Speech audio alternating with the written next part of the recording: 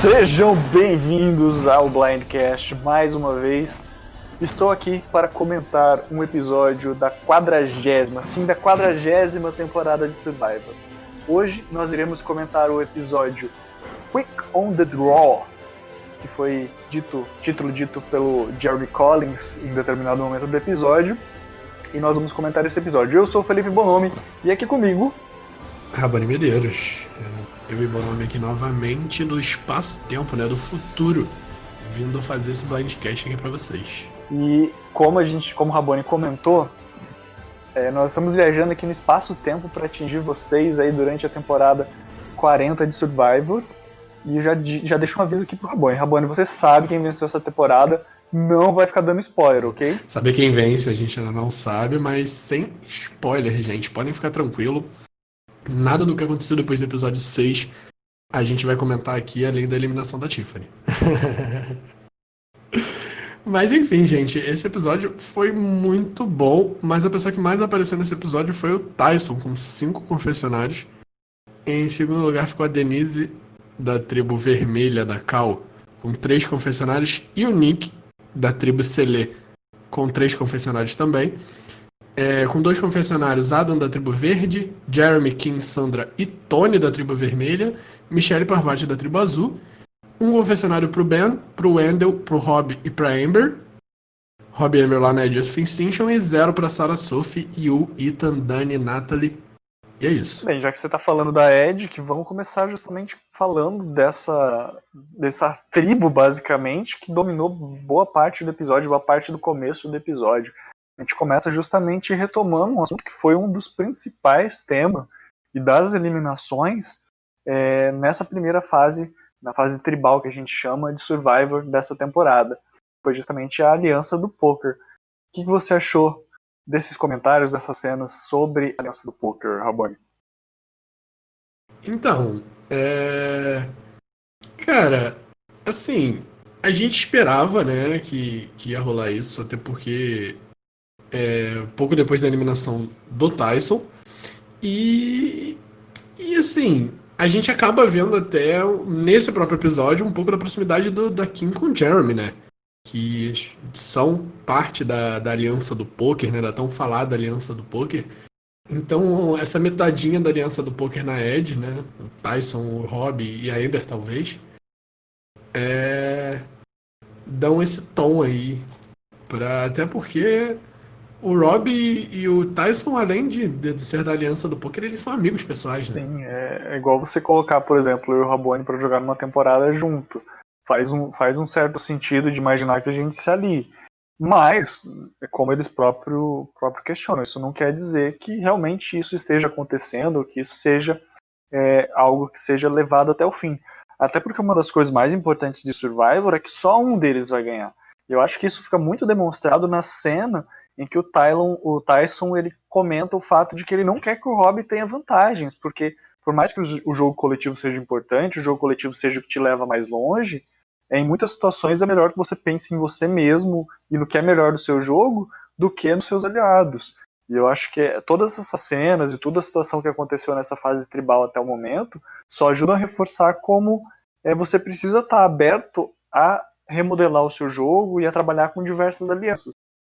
E eu critico muito, não só eles da aliança do poker, mas todos os participantes dessa temporada, porque parece que eles ficaram muito presos a alguns estereótipos, algumas informações, usando até algumas informações e especulações para fazer um movimento de segregação, de divisão nas tribos, sendo que eles são jogadores que são muito melhores do que a gente está vendo até aqui. Não estou falando que eles não tenham feito jogadas boas, inclusive nós vamos falar de uma jogada excelente que aconteceu nesse episódio mais à frente, mas a gente sabe que por mais que às vezes a gente use essa desculpa, que os jogadores usem essa desculpa de fulano se conhece, isso, aquilo, fulano tá procurando ídolo, isso é desculpa. A verdade é que você quer eliminar alguém e muitas vezes você não sabe como fazer isso, mas você se aproveita de certas situações, de certas desculpas para tirar o seu da reta e colocar o dos outros no shopping block, como eles falam, né, na linha de tiro. Principalmente na Ed, que assim, você sabe que só uma pessoa vai retornar, né? No caso, 2 pessoas vão retornar, ok, mas É você contra aqueles dali, e se você estiver na prova, é você contra aquela pessoa. E o Tyson, ele tem noção de que das pessoas que estão ali, né? Tyson, Rob, Amber, Ethan, Dani e Natalie. Ele e o Rob são umas pessoas que têm mais chances de retorno, né? Por serem homens e por serem mais atléticos que o Ethan, por exemplo. Machista, tá falando que mulher, a Natalie não vai conseguir? Não, pode conseguir, mas as provas costumam ser mais físicas e isso favorece muito os homens. Me chame de Danilo e eu vou chamar você de machista. Machista! Machistinha! Eu torço muito, estou torcendo inclusive pra Natalie retornar. Não queria ver Tyson nem Rob retornando. Ainda mais o Rob, depois daquele episódio horrível que ele fez, que concordo totalmente com o Bonami no Bandcast passado. Apesar de ser fã do Rob, eu queria ver o Rob saindo nessa temporada pelos próprios erros dele, né? Mas enfim, não vamos comentar do Rob aqui nesse episódio, né? E o Tyson, ele ganha um Idol Nullifier, né? Um anulador de ídolos pra vender pra alguém dentro do jogo, né? Sim, foi interessante essa cena, né? Não só por ele dar um fake ali, fingir que vai tirar água do joelho pra conseguir espantar a galera, né? Uma estratégia que eu não esperava. Muito bom. E também foi interessante pra quem ele vendeu essa estratégia. E a gente poderia confabular muitas coisas aqui, né? Pra quem ele poderia vender, qual que seria a linha de raciocínio. Eu acredito que ele deve ter pensado mais ou menos nessa linha, que foi bastante o que foi demonstrado no episódio, mas não só nisso, né? Não é só uma questão de, eu conheço alguém, eu acho que alguém precisa dessa vantagem. Eu acredito que muitos devem ter pensado, poxa, quem que tem a possibilidade de ter mais tokens? Quem que se eu oferecer vai ter esse dinheiro para comprar? E eu acho que faz quem sentido. Precisa de uma vantagem, né? Porque inclusive está em minoria na tribo. E eu acho que tem muito essa questão de você pensar, tipo, tá, eu posso oferecer para essa pessoa, mas ela pode ter gastado já com alguém. Então eu acho que eu faria essa ligação, tipo, jogadores mais experientes talvez tenham mais tokens, talvez recebam tokens de quem foi eliminado. Então eu pensaria, né, em pessoas como a Parvati, né? Mas é interessante ver essa linha de raciocínio que ele conduziu, né? A gente não viu todos os detalhes, mas que a gente viu ele refletindo ali sobre para quem ele oferecer a vantagem. E eu achei inteligente sim oferecer para Parvati, né? Além da proximidade que eles têm. Assim, eu acho que o que você tem que pensar quando você vai oferecer uma vantagem, que a gente tá vendo muito nessa temporada, né? A Natalie oferecendo pra Sarah, pra Sandra. Você tem que oferecer pra alguém que você acha que vai aceitar, independente se você vai ajudar ou não, sabe? Eu acho que a menor coisa que você tem que pensar naquela pessoa recompensar. A gente já viu uma vantagem ser muito importante, por exemplo, em Heroes vs Hustlers, que é quando o Ryan dá uma vantagem pra Chrissy e gera uma aliança que vai chegar na final, né? Mas, assim, eu acho que essa não é a principal função dessas vantagens da Edge, até porque são muitas vantagens entrando e saindo da Edge.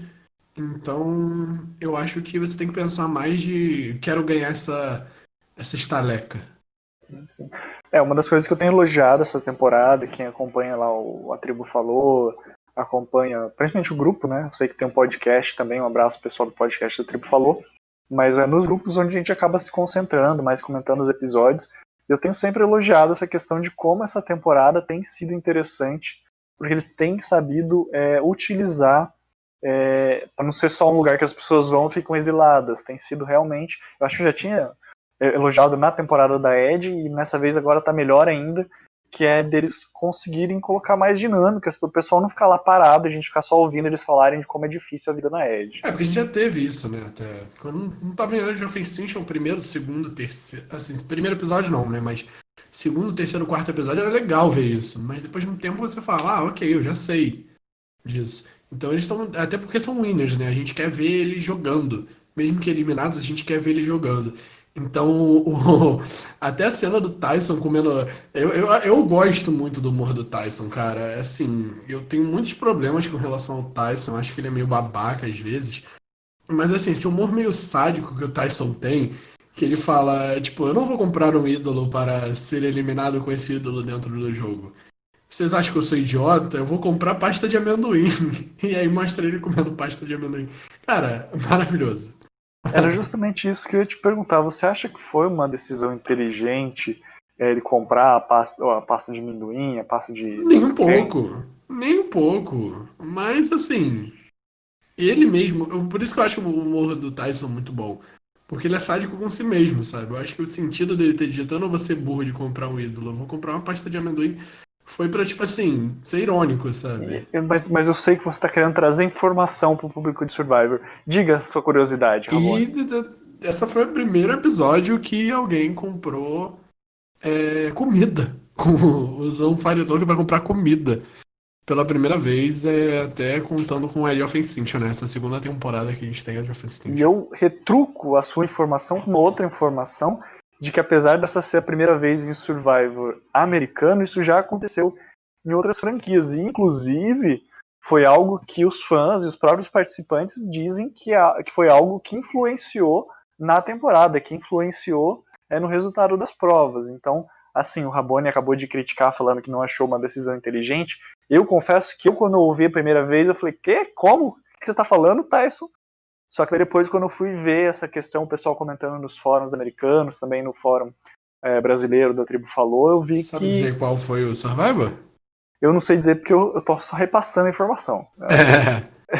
Mas o pessoal trouxe essa bola, eu sei que eles falaram, eu não lembro de cabeça qual que foi, Eu qual lembro, eu, eu Survivor lembro que que foi. teve isso no Australian Survivor 2, mas não lembro se influenciou na prova, não.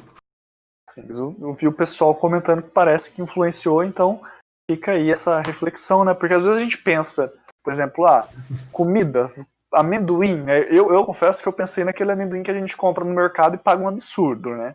Eu falei, pô, vai pegar um potinho de amendoim e vai acabar no primeiro dia, mas ele ganhou realmente um baita de um jarro, né? Não, e aquilo dali parece matar muita fome. Eu não julgo, não julgo. Assim, é burro, entre aspas, né? Se a gente for parar pra pensar que, tipo assim, porra, é um jogo, né? Ele não quer ganhar 1 milhão, sabe? Eu fico pensando assim, que o Fire Talk ele tem um valor que é difícil de estimar. É a primeira vez que está Sim, sim. acontecendo. Eu ficaria tipo assim, tá, eu posso estar gastando aqui agora, mas será que é a decisão mais inteligente?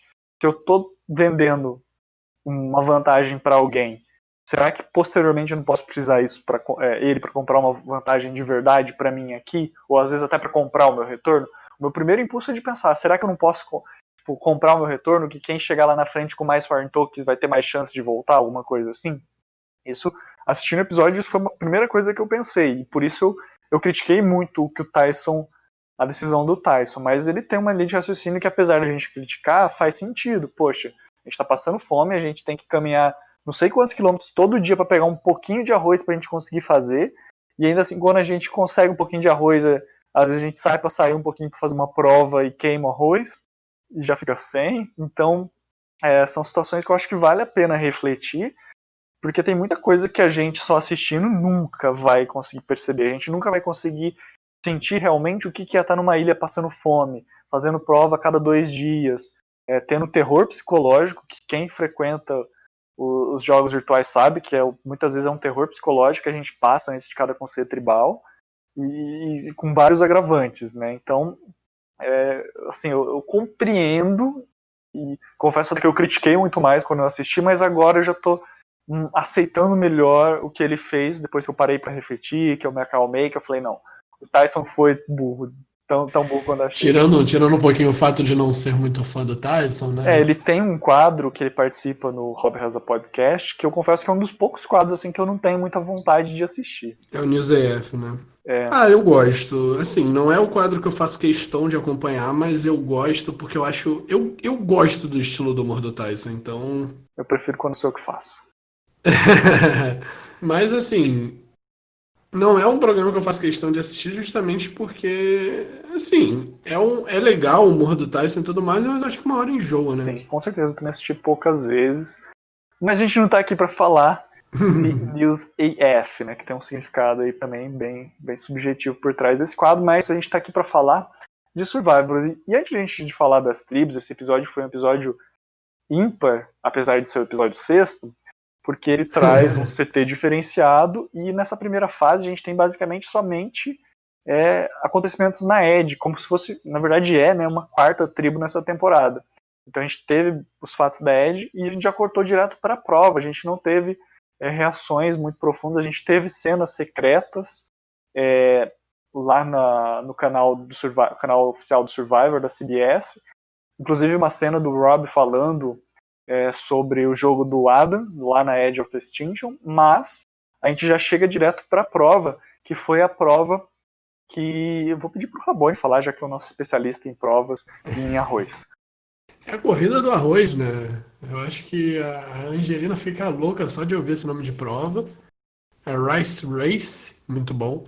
Se o pessoal não souber, não tiver prestado atenção, a Angelina conseguiu arroz para a tribo. Não foi muito citado no episódio, mas é sempre bom a gente reforçar. Em David vs Goliath, ela conseguiu? Quem é mais desatento pode não ter percebido, mas se você acompanha Blindcast, você vai ter que a gente cita também bem devagar. Assim, a gente cita acho que uns 30 segundos, assim, a gente já passa meio que rápido por cima. Mas a gente sempre gosta de lembrar esse fato aí para não passar batido. Eu não lembrava. Essa prova tem a terceira aparição. A primeira foi em Survival Coronga, né? BBB 2. E a segunda foi em HHH, Heroes vs Healers vs Hustlers.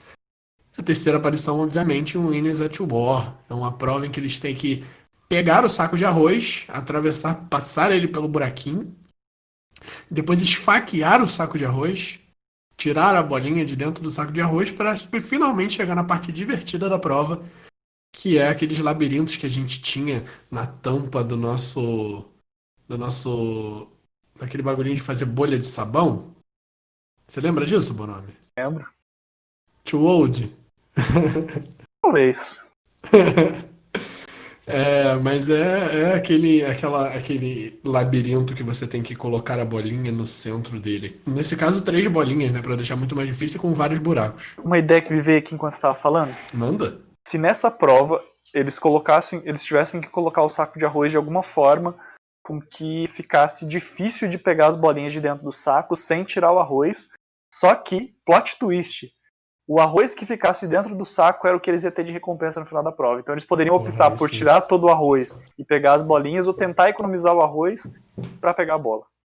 Aí sim, porque a gente vê, né, o Wendell, Ben e o Tony, né, que são os 3 que ficam na missão de esfaquear o arroz, que eu achei a parte mais divertida dessa prova, né? Apesar de achar o puzzle muito legal, eu preferi esfaquear um saco de arroz. E eles tiram quase todo o arroz de dentro dos sacos para poder conseguir retirar as bolinhas. E quem que venceu essa prova, Rabone? Quem que esfaqueou melhor e quem que conseguiu fazer o puzzle? Dando destaque pra Sophie, que foi muito bem nesse puzzle, e pro Ben, que esfaqueou muito bem o saco de arroz, a vencedora dessa prova foi a tribo Verde, a tribo Yara, que foi a única a se livrar do CT nesse episódio, né? Exatamente, né? Como foi esclarecido, a gente passou rapidamente por aqui, mas quem vencesse essa prova ficava imune e as outras 2 iam pro CT. Dessa vez, CT separados, né? Já tivemos situações que foram CT juntos, mas essa foi uma tribo foi pro CT, outra tribo foi pro CT depois, né? Para a gente começar a comentar esse episódio em si, né, que até agora a gente só falou de ad de prova, a gente vai dividir em 3 partes aqui, né, já que foi um episódio mais complexo, né, com 2 CTs, a gente vai falar primeiro da Yara, a tribo verde, o que aconteceu nela, né, o que a gente tem para destacar nela, depois a gente vai partir para Selê e para Dakal, a tribo azul e a tribo vermelha, e vai falar dos CTs e das eliminações de cada uma. Começando pela tribo Yara, a gente começou o episódio, né, antes mesmo de ter as cenas da Ed, falando que a bruxa do mal foi derrotada, né? Nos livramos de Boston Rob. E você não teve a oportunidade de falar sobre isso, porque você não estava no podcast passado, mas eu quero abrir esse espaço para você comentar, Rabone. Você acha que a bruxa do mal foi derrotada? Nossa, deve ser. Eu cheguei a comentar isso com a minha namorada sem dar spoiler, né? Já que ela estava assistindo algumas temporadas que tem o Boston Rob, ela tá um pouquinho atrás, ela terminou Heroes vs Villains agora. E assim, cara, o Boston Rob é um puta jogador. Parece ser uma pessoa muito maneira pra se tomar uma cerveja junto. Mas eu acho que eu não ia aguentar passar 2 dias numa ilha com o Boston Rob. Porque ele parece ser muito chato, insuportável jogando. Nossa senhora. Sim, eu concordo com você, eu já falei bastante sobre isso, né? Mas até algumas reflexões agora que já passou um tempinho desde que a gente gravou o último. Eu até fico pensando nisso que você tá falando, né? Talvez com o Boston Rob lá de Marquesas, de All-Star, eu talvez gostasse muito de jogar com ele. Só que ele foi desenvolvendo um jogo e uma estratégia que, com o passar do tempo, não só ficou datado, mas como também não funciona com todos os jogadores, e a tendência é que cada vez funcione menos. Quanto mais você conhece da estratégia dele, quanto mais você gosta de jogar Survivor, menos você vai se deixar influenciar por uma estratégia como a dele. E a gente segue também com mostrando bastante a relação do Ben com o Adam, né? O Adam falando que o Ben não jogaria com ele, que ele seria a minoria ali naquela tribo, e que talvez tirar o Boston Rob não fosse a melhor opção pro jogo do Adam. Algo até que vocês comentaram no último episódio, sabe? Eu meio que concordo. Eu acho que o Boston Rob cagou o jogo dele, do Ben e do Adam. Porque eu acho que a melhor opção não era tirar o Boston Rob ali naquele momento, mas depois do que ele fez, assim, não tinha como, sabe? E o Ben e o Adam se encontram nessa posição em que, assim, eu acho muito engraçada essa relação do Ben com o Adam que vem sendo mostrado desde o início da temporada. E cada vez mais eles parecem o irmão mais velho e o irmão mais novo, sabe? Sei. Essa relação de tipo, ele faz merda, eu corrijo e ele me odeia e isso a todo momento, sabe? O Ben, ele tem sido uma surpresa, porque, assim, não uma surpresa completa. Quem acompanhou o Blindcast sabe que nós elogiamos muito o jogo do Ben na fase tribal. Mas, assim, tem sido bom, assim, porque muitas pessoas que às vezes criticavam o jogo do Ben estão vendo um outro lado, que principalmente na reta final da temporada que ele jogou, HHH, que eu não gosto de ficar falando, nem a sigla, nem o nome dessa temporada, mas na parte final da temporada, até pela forma com que o jogo se desenhou, como ele ficou sem aliados, a gente não conseguiu ver ele estrategizando, porque não tinha como ele fazer muitas estratégias.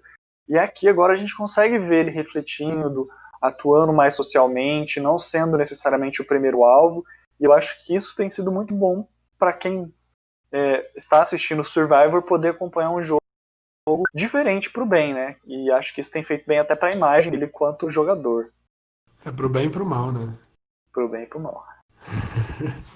Não, Agora assim, a questão, quem é o mal? Eu tô pagando o mal Rob que foi derrotado pelo bem. Aí tá o.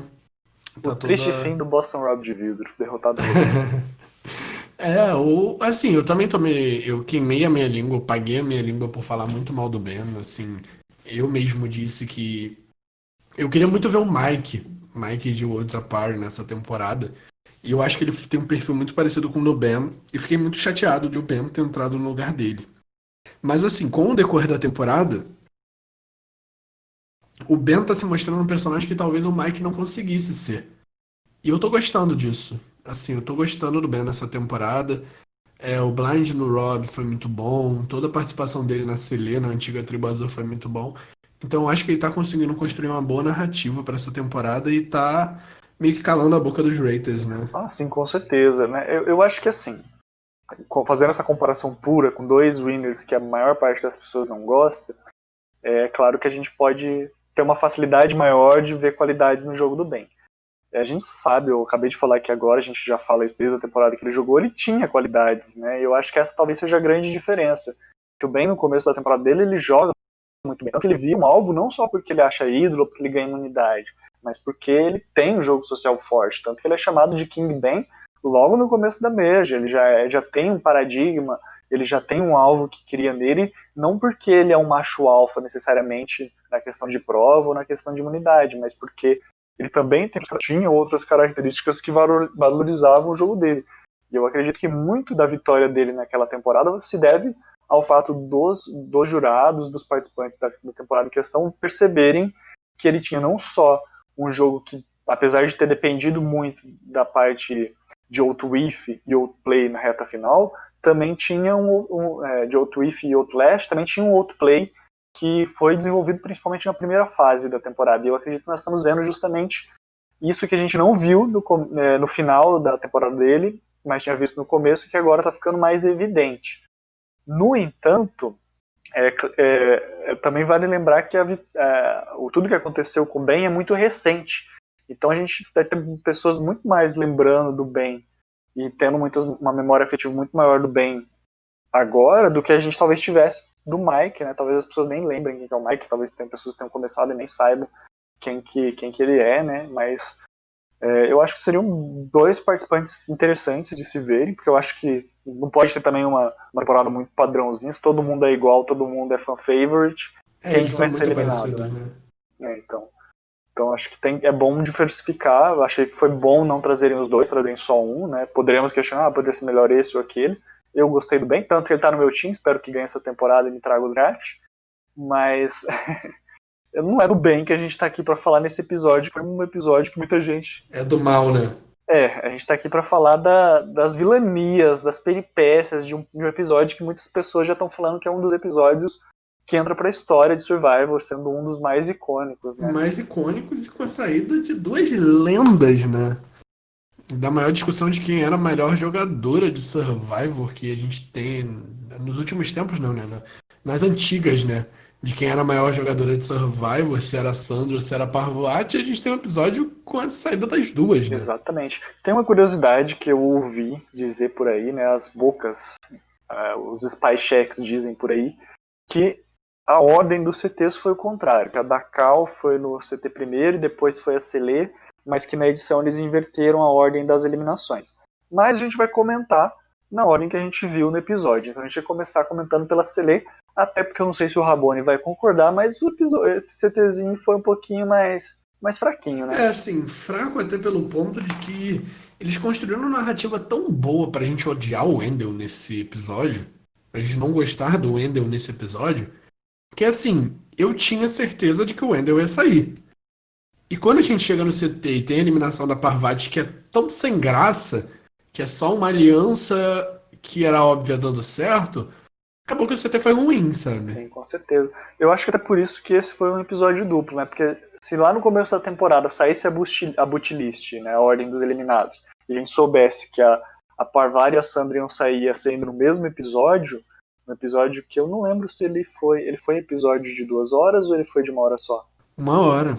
Então, tipo, num episódio de 1 hora, você fala assim, nossa, como é que eles vão conseguir narrar a eliminação de duas participantes que têm uma narrativa muito importante, que com certeza vão estar, mesmo que talvez não sejam as melhores jogadoras da temporada, mas que vão estar com certeza ganhando tempo de tela pela quantidade de fãs que tem, como que isso pode acontecer em um episódio de 1 hora só?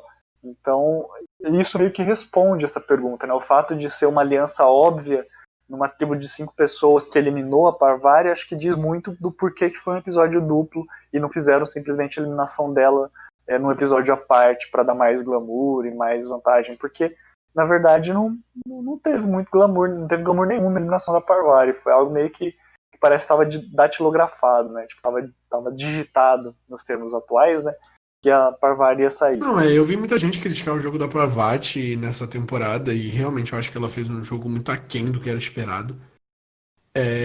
Porém, eu acho que nesse episódio ela mostrou por que ela é uma das maiores e melhores jogadoras de Survivor da história. Que assim, mesmo quase não tendo possibilidades para jogar, ela tentou. E eu acho que ter jogado o Wendell para debaixo do ônibus e primeiro ter sacado que a abertura que o Wendell estava dando não era uma abertura sincera, foi a melhor coisa que ela podia fazer ali naquele momento. E eu, inclusive, me senti muito incomodado por o Nick e principalmente o Yu não ter flipado, virado os votos no Wendell naquele momento. O que você acha com relação a isso? Eu fico refletindo sobre isso que você está falando, sobre a percepção que eu tive quando eu assisti esse episódio. Eu fico dividido com essa situação. Eu não vou falar que eu fico revoltado, transtornado, igual você tá aí, quase me estrangulando aqui com as palavras, mas eu fico pensando, poxa, mas também tem aquela questão de você estar eliminando um jogador que é um alvo muito grande na temporada, que é a Parvati, que cedo ou tarde você vai ter que eliminar, que você sabe que se você não for atrás dessa pessoa, essa pessoa vai vir atrás de você. Claro que isso vale para todo mundo, né? Em algum momento você vai ter que eliminar os outros e para poder chegar na final e ganhar a temporada. Mas a Parvati tem um resumê que vai além dessa temporada. Claro que todos aqui têm, mas ela, junto com o Rob, com a Sandra, com personagens icônicos, ela é uma participante extremamente conhecida. Então eu acho que assim, foi meio que no seguro, sabe? Olha, eu tenho uma aliança que está segura, que eu sei que vai me levar longe, que apesar de não ser as pessoas mais estratégicas, mais inteligentes, mais bonitas, escolha o adjetivo que você quiser, ainda assim é a minha aliança. E eu acho que foi uma uma decisão segura. E eu acho que se eu tivesse nessa situação, eu faria a mesma coisa. Até porque o Wii U ele recebeu essas informações no próprio Conselho Tribal, né? Que é uma coisa que tem acontecido muito nessa temporada, né? De decisões muito em cima da hora, muitas coisas. Eu, pelo menos, tenho sentido que tem muitas coisas que parecem que têm aflorado apenas no Conselho Tribal. Pode ser que a edição tenha escondido, né? Provavelmente, a gente sabe que a gente não vê tudo, mas provavelmente a edição está escondendo algumas conversas que acontecem, até mesmo às vezes bem em cima da hora do CT, antes deles irem pro Conselho Tribal.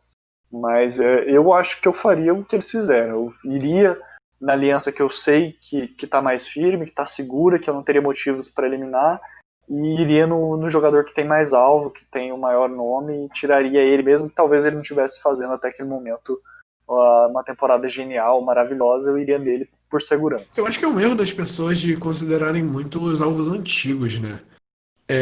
Até porque, assim, o estilo de jogo que o Wendell faz é muito dominante. Eu acho que ele voltou nessa temporada com tanta gente dizendo no ouvido dele de que ele foi carregado pelo Dominique de alguma forma, de que o Dominique era estratégico, ele era social e isso não é uma coisa ruim, né? Que ele voltou nessa temporada querendo fazer um jogo totalmente estratégico, querendo ser o Godfather, né? O Ah, arquétipo de Godfather. mas eu vou falar, eu não comentei isso no episódio passado, eu devia ter comentado. Tanto a Michelle quanto o Wendell são participantes que para mim caíram no meu conceito nessa temporada em si. Eu discordo com a da Michelle, Eu acho que sinceramente. assim, eu não faço parte do time que acha que a Aubrey deveria ter ganhado. Eu acho que ela tinha mérito sim, mas eu acho que fez sentido a Michelle ganhar para o júri, para a temporada que aconteceu lá atrás. O Wendell também eu acho que faz sentido, ainda mais da forma como que foi com a divisão de voto e com uma aliada muito próxima definindo a situação. Mas eu, vendo principalmente as intrigas entre eles dois e a forma com que eles se postam, muitas vezes até como crianças mimadas, egoístas e autoritários em alguns casos, me faz sentir que talvez na temporada dele, talvez não, com certeza, na temporada deles a edição deve ter protegido muito eles e tirado muita coisa que se a gente tivesse sabido, talvez a gente não tivesse gostado, e no caso de quem não gosta, não tivesse gostado mais ainda deles na temporada em que eles ganharam. Não, principalmente com relação ao Wendell. Eu acho que a Michelle, com relação a estratégico, pelo menos, ela tá tendo uma edição melhor até do que ela teve na temporada original dela. O Wendell, eu concordo com o que você está me falando deles terem escondido as coisas até pra gente. Porque foi muito apertada, né, aquela final.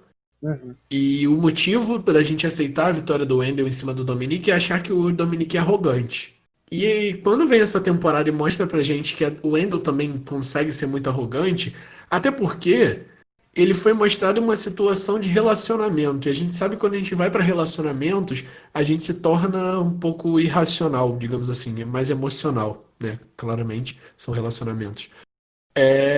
E a gente vê uma versão do Wendell que, assim, não agrada. Não agrada nem um pouco.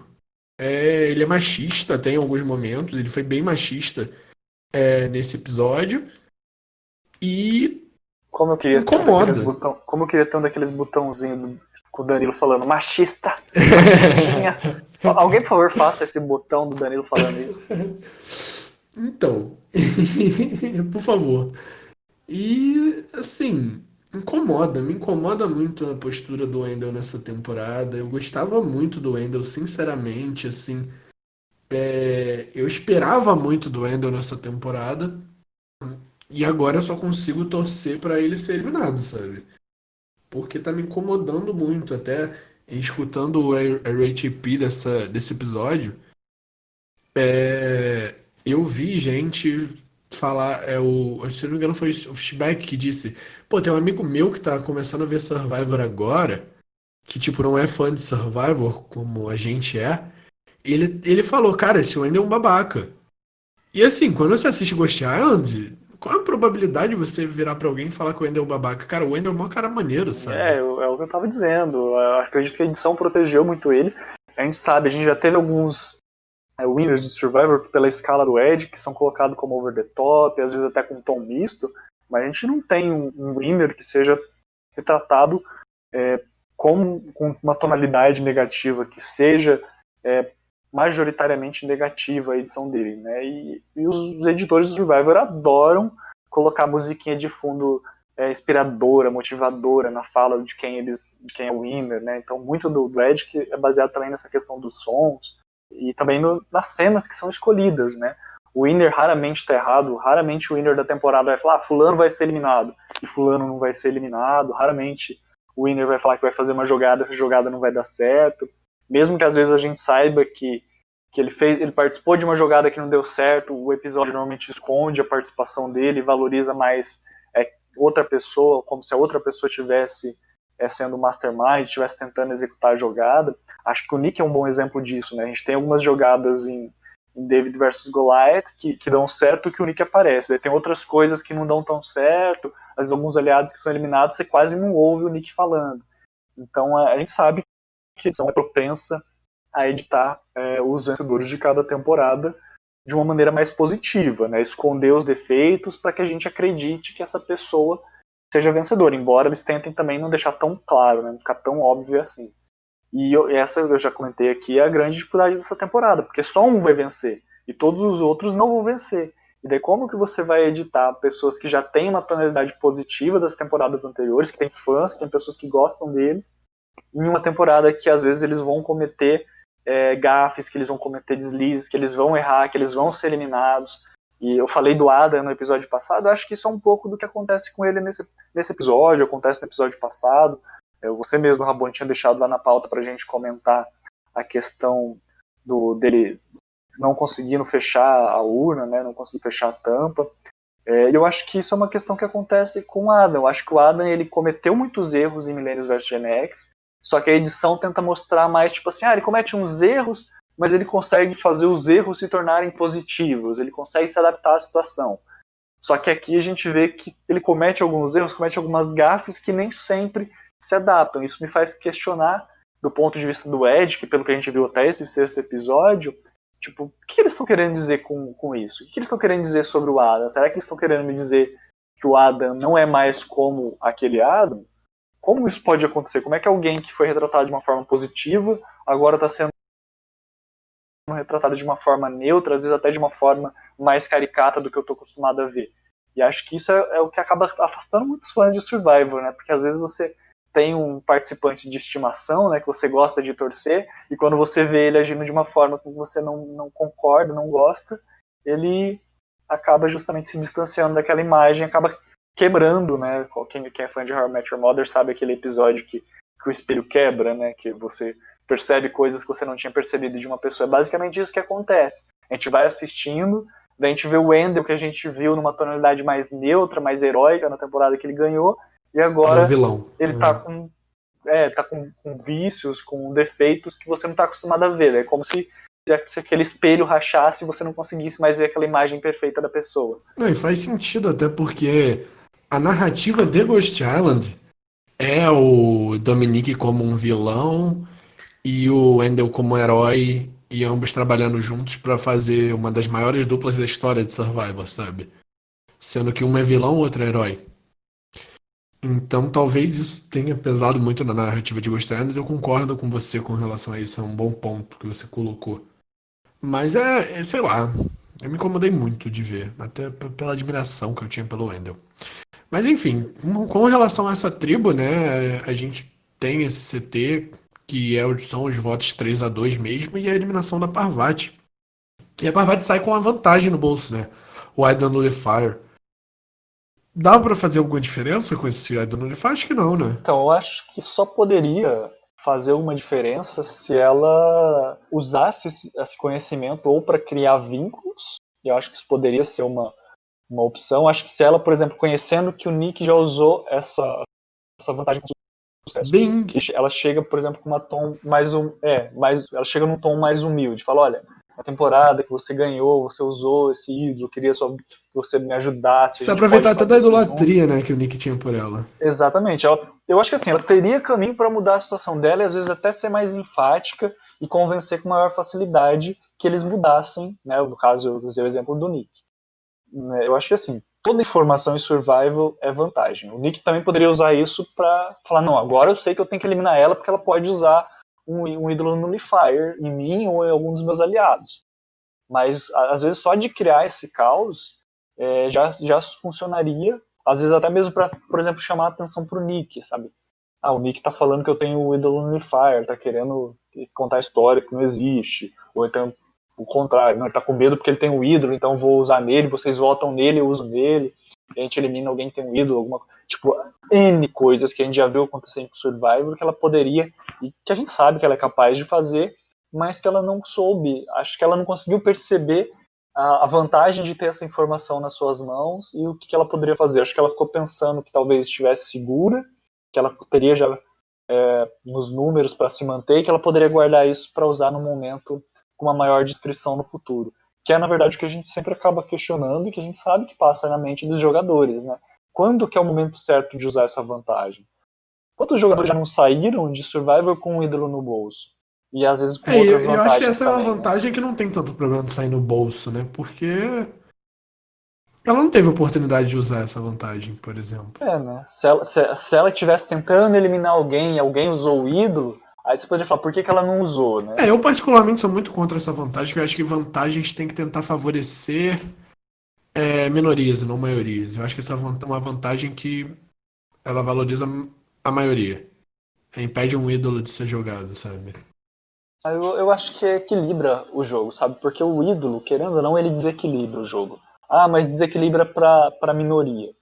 Mas ainda é uma vantagem que desequilibra, né? É uma vantagem que, por exemplo, se um ídolo se cair na mão da maioria, é uma segurança a mais que a pessoa que está na maioria tem de que vai conseguir. Então acho que tudo depende muito nas mãos de quem que está.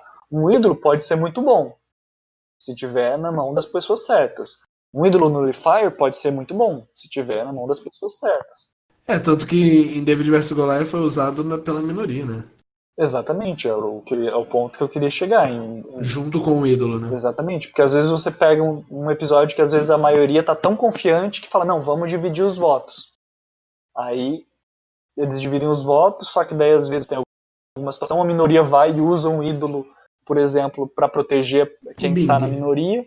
O pessoal da maioria fica todo nervoso e pega, não, vamos usar o nosso ídolo também para proteger alguém.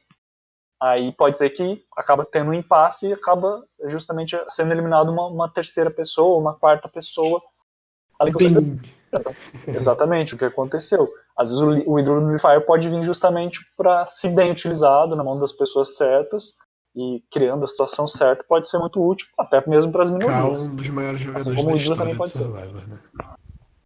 Melhor que Parvati, que não Bem, usou. Cal melhor que Parvati, ele levanta essa hashtag no Twitter aí. Podemos seguir pra dar cal? Vamos dar um. Será que essa tribo dá um caldo? eu pensei em fazer essa piada, mas como eu fiz no episódio passado, falei, deixa pro Rabone, né? A gente começa nessa tribo, né? Vendo o Tony voltando a ser Tony, né? Ele segurou tanto nessa temporada pra não ser Tony e a gente vê um pouquinho de Tony, né? Olha, eu meio que sabia, já esperava que em algum momento ele fosse ser Tony de novo. Mas eu sinceramente estava esperando que ele fosse reinventar um pouquinho o jogo dele, sei lá, inventar uma nova forma de se esconder. Tipo, não que ele não possa fazer o spy check, mas tipo, fazer exatamente no mesmo lugar que ele fez outra vez, porque ele não faz, às vezes, em algum outro ponto que ele acha que seja importante, ou que seja que as pessoas se reúnam, ou que ele tenha visto que as pessoas estão indo, sabe? Então achei que foi muito repetitivo para ele, embora faça um tempo que ele não use, que ele esteja jogando mais low profile essa temporada, eu achei que foi meio tipo, tá, ok. Tanto que tem uma pessoa que fala justamente isso, não vamos ficar aqui porque o Tony pode estar ouvindo, Sim. né?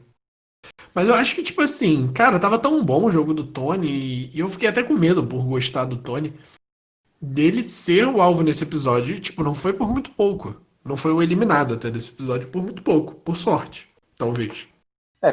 Quando eu vi essa cena, eu pensei, agora que meu draft vai pro brejo, né? Não até porque a gente, apesar da narrativa desse episódio ser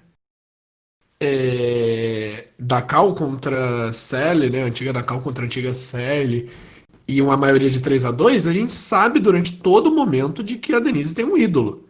Então qualquer um pode sair naquela tribo. A gente chegou até a falar no Blindcast Perdido que eu fiz com o Danilo sobre o episódio passado, né? Blindcast Perdido. Que, assim, poderia sair qualquer um nessa tribo. Porque a Sandra tinha um ídolo, a Denise tinha um ídolo, o Jeremy tinha o Safety Without Power, né? Que é o sair do CT, e a Kim tem um ídolo. Então a chance do Tony sair nesse episódio era gigante. E bem, foi um episódio que, assim, principalmente o CT da tribo da Cal foi bem movimentado, e a parte, todos os diálogos, né, foram muito mais caóticos do que a gente viu na tribo Selê. A gente teve a Denise e o Jerry se movimentando muito mais, inclusive a Denise se movimentando ali falando que botaria no Jeremy, o que não aconteceu. É.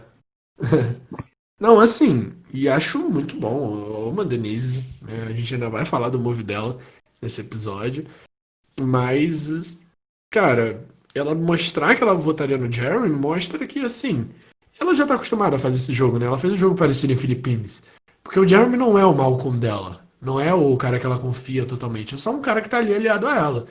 Então, descartar o Jeremy pra se salvar, eu acho que, assim, descartar uma pessoa que não é tão seu aliado assim pra se salvar não é um move tão ruim assim. Com certeza, um ótimo move, né? Mas acho que a gente pode começar comentando justamente sobre como que ela consegue o segundo ídolo, né? E a jogada que a Sandra tenta realizar.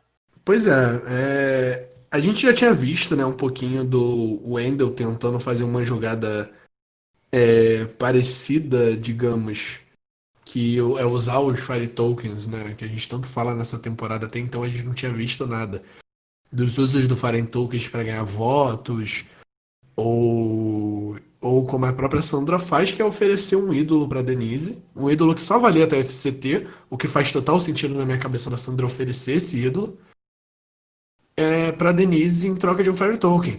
E até quando eu tava reassistindo o episódio aqui pra gente gravar, eu lembrei de uma coisa. A Sandra aprendeu com a Kelly a fazer esse move, né? Se a gente lembrar de Island of the Idols, é exatamente o mesmo move feito pela Kelly em Island of the Idols quando ela dá o ídolo que só servia até aquele CT pro Jin. A diferença é que o da Sandra ia ser melhor porque ela ainda levaria pra casa dois Fire Tokens. Pra casa não, né? Pra ilha. Ela acabou levando pra casa. Acabou passando para É, frente, né? pois é. Enfim, eu achei interessante. Eu questiono se foi o momento ideal de se tentar fazer alguma jogada, tanto da parte da Sandra quanto da parte da Denise, né? Em off, depois que a gente terminou a gravação do Blindcast passado, fiquei conversando com o Juan sobre essa situação, e são pontos que a gente poderia debater aqui, poderia comentar. O Juan, depois, quiser deixar um comentário aí no post desse podcast, será super bem-vindo, né?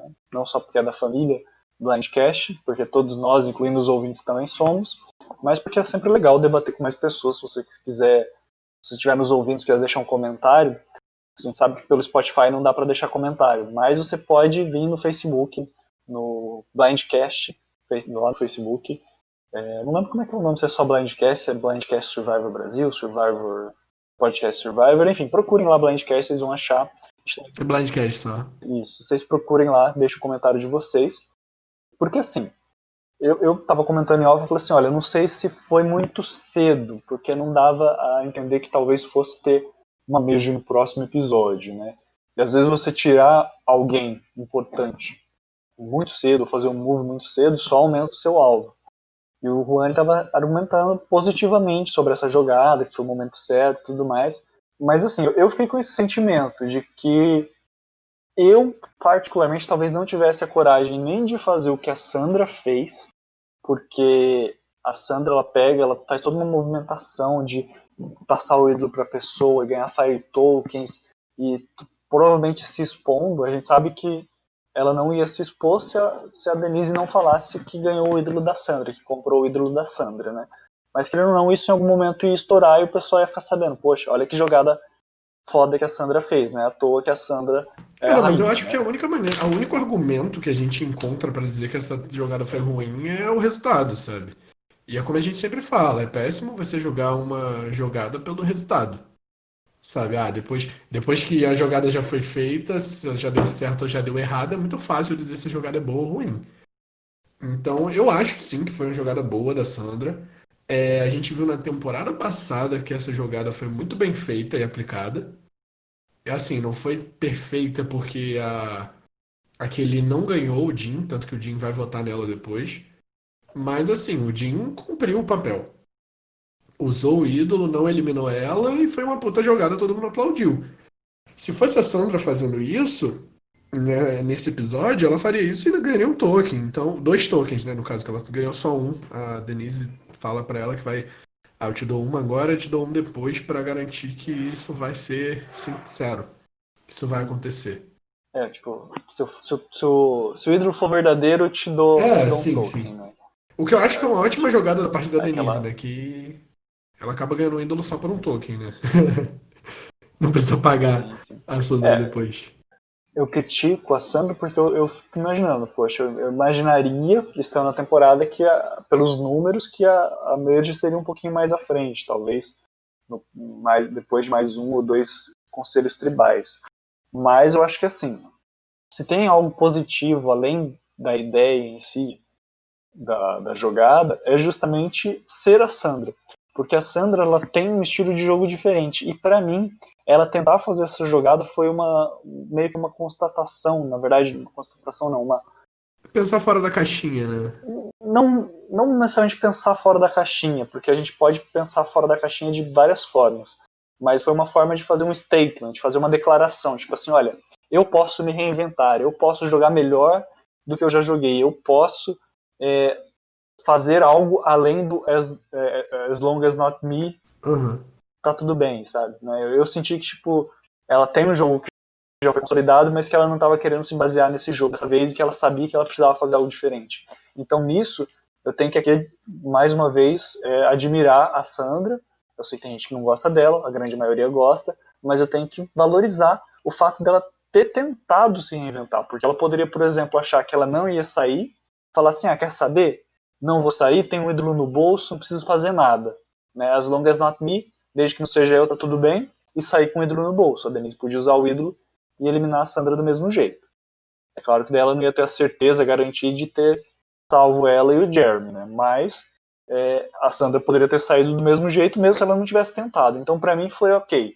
Ela saiu, não deu certo a jogada, poderia ter dado certo, e só o fato dela ter tentado já é algo que me deixa muito feliz e eu gosto de assistir, fico muito feliz de ter assistido.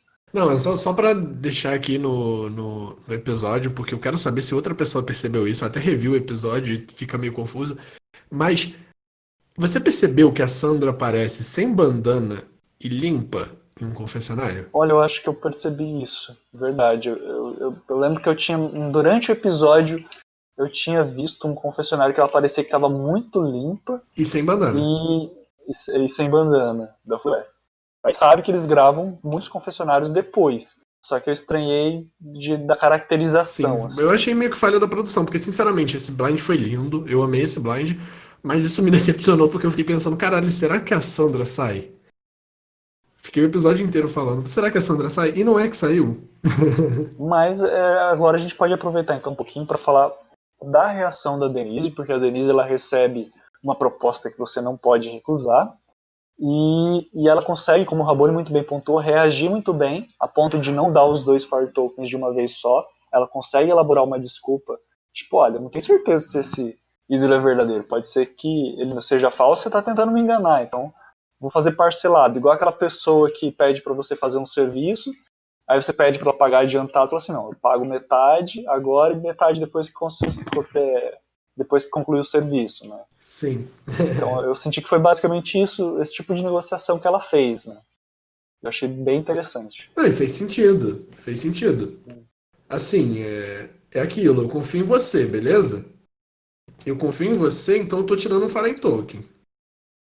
Mas assim, tem um risco nisso aqui. E pra garantir de que você não vai me eliminar, que você não tá me enganando, tem um Fallen Token aqui na minha mão que eu vou te dar depois. Então, se você estiver me fazendo de trouxa, tem um Fallen Token que você vai perder.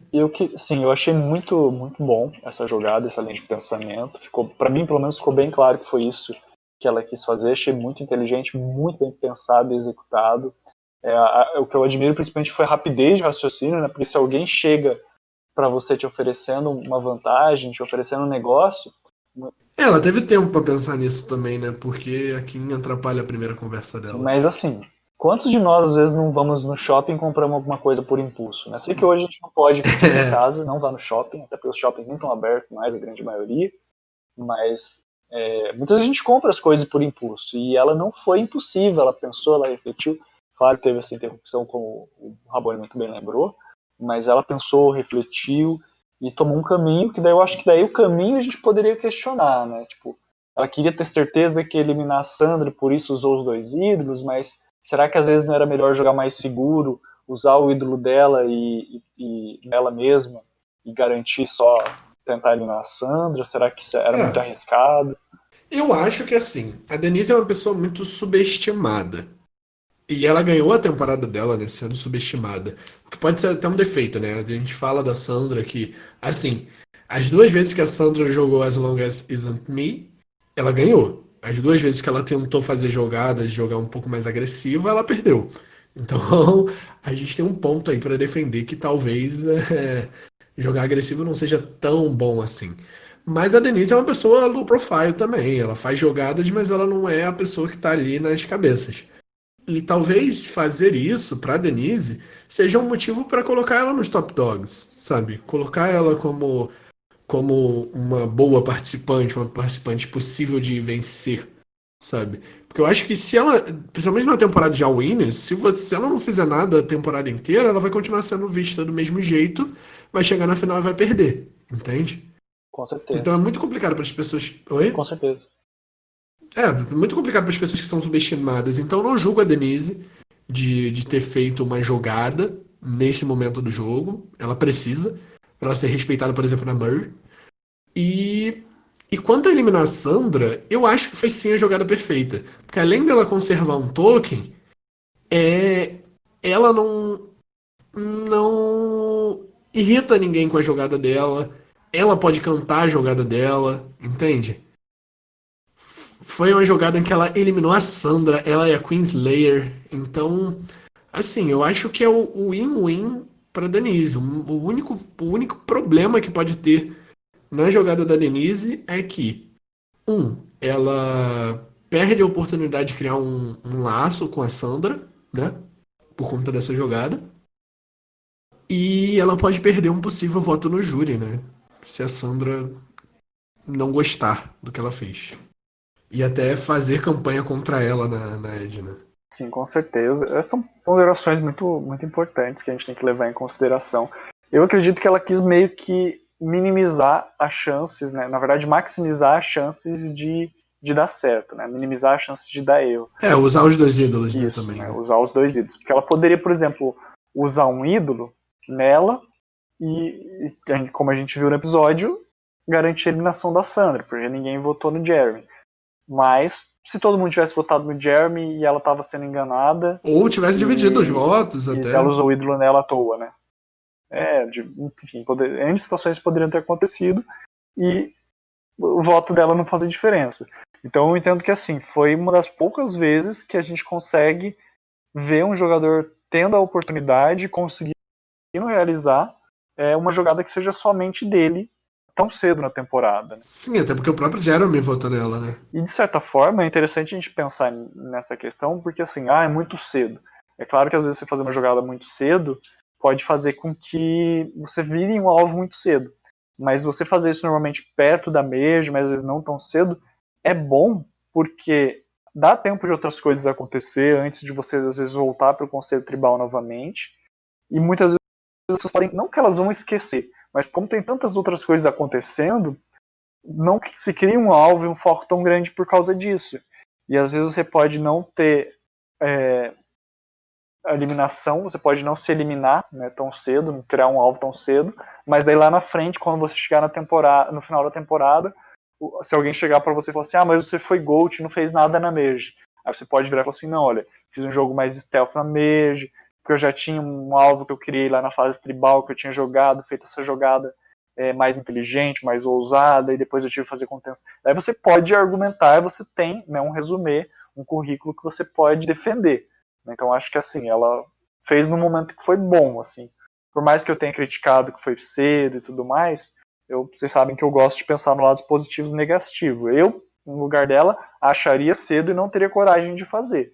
Mas, como ela é muito melhor que eu, obviamente, ela conseguiu e tá criando um resumê que pode levar ela muito longe, às vezes até levar ela nessa temporada se ela conseguir argumentar e conseguir fazer a contenção de danos dos efeitos da jogada dela agora, né?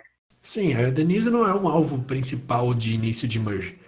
Se fosse o Tony fazendo essa jogada, se fosse o Jeremy fazendo essa jogada, talvez eu criticasse por, assim, pô, você já tá cheio de alvo, você vai pegar mais pra você? Que é justamente o que o Tony tá fazendo nessa temporada, né? Tentando jogar um pouco low profile, por mais que nesse episódio ele tenha pisado na bola. Mas assim, se o Tony mete uma jogada dessa nesse episódio, eu falo, vai sair no próximo. Mas a Denise fazendo isso, tipo, ela só tá ganhando respeito, ela só tá mostrando que a jogadora que ela é e que ela não pode ser subestimada, e isso é bom, porque aí no final, né? Na reta final, é, ela não vai ser desvalorizada. Sim, com certeza. Ela não vai ser vista como uma GOAT, né? E uma coisa que eu acho que é interessante também, já que você está falando isso, e que a gente falou bastante de edição nesse podcast, nessa edição, pelo menos, é que se a gente for parar para pensar só nessa temporada, não só tem sido difícil valorizar e contar a história de todos os participantes que já têm uma história e um perfil que foi feito em temporadas anteriores que eles venceram, mas também tem a questão de conseguir dosar exatamente o que eles estão fazendo na temporada e mostrar o que realmente é importante. E pensando somente no que a gente viu nessa temporada, teve muita gente que a gente teve confessionário, mas que foi só para reafirmar coisas que a gente já sabia sobre esses personagens. Pensando no que eles fizeram de fato, eu acho que a Denise foi, assim, teve uma jogada, ela conseguiu fazer uma jogada e recebeu uma edição que, se a gente pensar só, novamente repito, se a gente pensar somente em Winners at War, meio que coloca ela no mapa como potencial candidata de fato, né? Isso a gente esquecer as temporadas anteriores. O que não vai acontecer também, porque a gente sabe que o próprio Wendell falou nesse episódio, né? Essa temporada das pré-relações, essa temporada das relações anteriores. Então, pode ser que isso não aconteça nessa temporada justamente por isso. Mas Rabone segue feliz. Pelo simples motivo de que as duas pessoas que estavam em risco nessa tribo de serem eliminados nesse episódio, Denise e Jeremy, eram o Team Rabone do draft, né? Ai, não aguento mais, Rabone. Quando é que você vai perder alguém? Eu sou, com a saída da Parvati e da Sandra, né? O Bonomi vai para duas pessoas, que a Parvati era Team Bonomi, e a Sandra, olha, a Bia, que tinha a Sandra no time dela, fica só com o Yu, tadinha da Bia, né? Ah, mas a Bia sabia onde ela estava. Ela quis jogar pra torcida, quis agradar os ouvintes do Blindcast. Aliás, eu acho que a edição do Yu tá muito boa nessa temporada. Então, eu acho que a Bia tem um bom pique aí. Danilo tá com Sophie e Michelle, o Juan tá com Kim, Wendell e Adam, o Bonomi tá com Tony e Ben, e eu sigo intacto com Sarah, Denise, Nick e Jeremy, 4 pessoas no meu time. Ó, digam o que dizerem, pensem o que pensarem. Eu sei que eu tenho a melhor dupla aqui nessa temporada, então tô tranquilo. Eu tenho o melhor quarteto. Eu tenho certeza que vai ser os 4 que vão ser eliminados em sequência no último episódio. Pode ficar tranquilo. E sem next time nesse episódio, porque a gente tá gravando no futuro, então a gente sabe o que acontece nessa temporada, então a gente vai evitar de fazer especulações.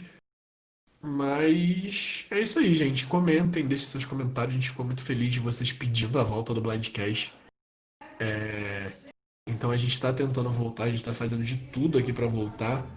Então a gente fica muito feliz com o carinho de todos vocês. E se vocês puderem botar comentários, tacar comentários aí, sem dar spoilers dos próximos episódios, a gente vai ficar muito feliz. Isso mesmo. Agradecemos vocês pela audiência, pelo carinho, pela atenção.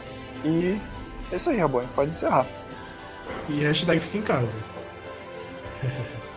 É isso aí, gente. Muito obrigado. Saudades do Blindcast. Cadê seu beijo na testa? Beijo na testa. Agora sim.